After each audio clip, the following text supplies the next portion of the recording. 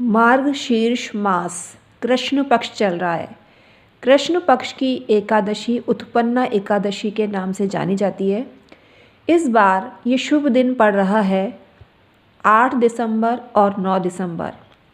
8 दिसंबर को स्मार्तों की और 9 दिसंबर को वैष्णवों की एकादशी रहेगी। इस एकादशी को वैतरणी एकादशी भी कहा जाता है। वैतरणी एकादशी के नाम से प्रसिद्ध है ये एकादशी। तुलसी का पत्ता हाथ में लेकर ये शब्द बोलना है और देखना चमत्कार कितना होता है। बोरी भरकर धन आएगा, संपन्नता मिलेगी, आध्यात्मिकता मिलेगी, आध्यात्मिक उन्नति होगी। हर तरफ से भक्त गण इस व्रत को करते हैं और लाभान्वित होते हैं।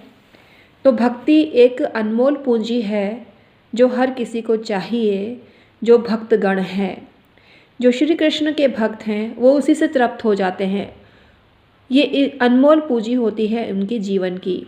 लेकिन जिसको धन चाहिए उसको भी कमी नहीं होती है, क्योंकि एकादशी का व्रत बहुत पावन और पवित्र होता है। और एकादशी का व्रत जो करता है उसकी सब मनोकामनाओं की पूर्ति होती है और स्वास्थ्य उत्तम रहता है एकादशी व्रत करने से। तो क्या क्या नियम कायदे हैं, इस पर हम अनेक वीडियो बना चुके हैं। आज मूल मुद्दे की बात करेंगे कि तुलसी का पत्ता हाथ में लेकर आखिर क्या शब्द बोलने हैं जो आपका धन का अभाव ख़त्म कर दे और आपके जीवन में बिन मांगे ही पैसे की बरसात होने लगे। Hi everyone, my name is doctor Uma Shri. मैं अपने YouTube channel doctor Uma Shri में आपका वेलकम करती हूँ। आप यूँ ही प्रोग्रेस करते रहें। यह ब्लेसिंग्स देते हुए आज का वीडियो स्टार्ट करती हूँ। जानकारी पसंद आए तो लाइक शेयर करना मत भूलना और कमेंट सेक्शन में ओम नमः शिवाय और जय माता दी अवश्य प्रेषित करना। मित्रों, अनेक जगहों पर पूजा अर्चना की जाती है, लेकिन विशेष एकादशी के दिन जो पूजा होती है, भगवान विष्णु की पूजा होती है, भगवान श्री कृष्ण जी की पूजा होती है। आप जिन भी भगवान की पूजा करें, आपका लक्ष्य भक्ति की प्राप्ति होता है। मार्गशीर्ष कृष्ण पक्ष की एकादशी को वैतरणी एकादशी कहा जाता है और वैतरणी एकादशी का व्रत होता है। भविष्य पुराण में यह लिखा है कि अगर आप इस व्रत को करते हैं तो आपको बहुत अनंत गुना फल की प्राप्ति होती है। यमलोक के दर्शन नहीं करते हैं इस व्रत को करने से, मोक्ष की प्राप्ति हो जाती है और कृपा इतनी मिलती है। यह व्रत करने से भीष्म पितामह बताते हैं कि वैतरणी एकादशी का व्रत जो करता है वो मनुष्य सुखी होता है, उसको कोई शोक नहीं होता, यमलोक को नहीं देखता है।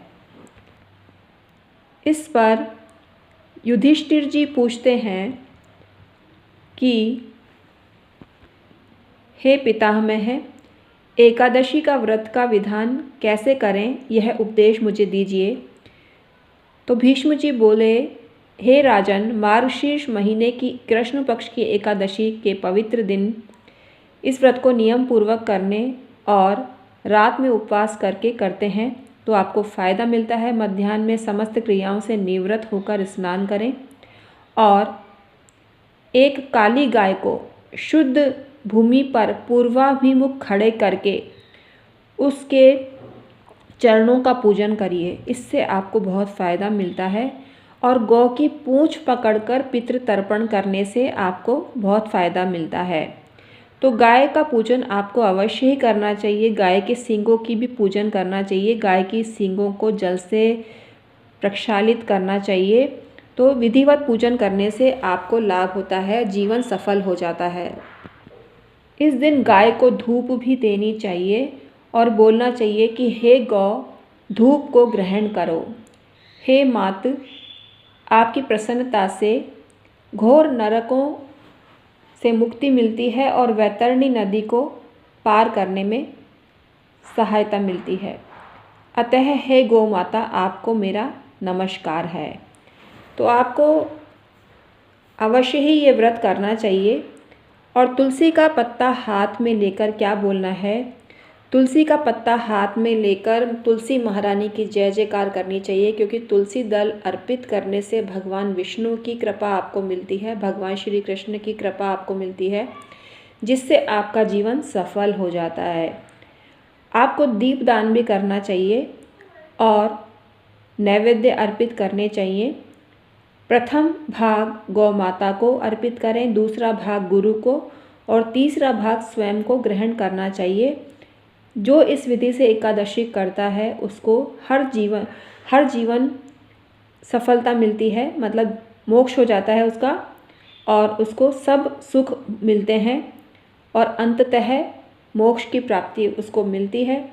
वैतरणी नदी को सुख के साथ ऐसे जीव इस व्रत के प्रभाव से पार कर जाते हैं।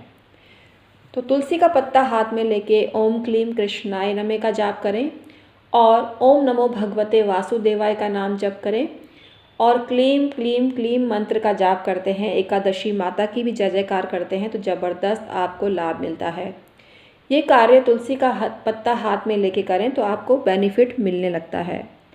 तो आई होप आज की वीडियो आपके लिए यूज़फुल रही होगी। आपके घर में कौन कौन इस व्रत को करता है हमें अवगत कराना। व्रत नहीं कर सकते तो सिंपल पूजा करें। श्रद्धा भाव अति आवश्यक होता है हर व्रत में। तो आपको स्वच्छता शुद्धता का ध्यान रखना चाहिए और स्वच्छता मन की होनी चाहिए, तन की भी हो और मन की भी हो। व्रत उपवास के नियम कायदों पे हम अनेक वीडियो बना चुके हैं, उन नियम कायदों का आप पालन करते हैं तो आपको सफल होता है हर व्रत। तो आज की जानकारी आपको कैसी लगी हमें कमेंट करके अवश्य बताना। हम हैं एस्ट्रोलॉजर और वास्तु कंसल्टेंट डॉक्टर उमाश्री। 25 साल से एस्ट्रोलॉजी, पामिस्ट्री और वास्तु पर कार्य कर रहे हैं। हमसे परामर्श लेने के लिए हमारे चैनल डॉक्टर उमाश्री में जाएं और डिस्क्रिप्शन में ईमेल आईडी के थ्रू संपर्क करें।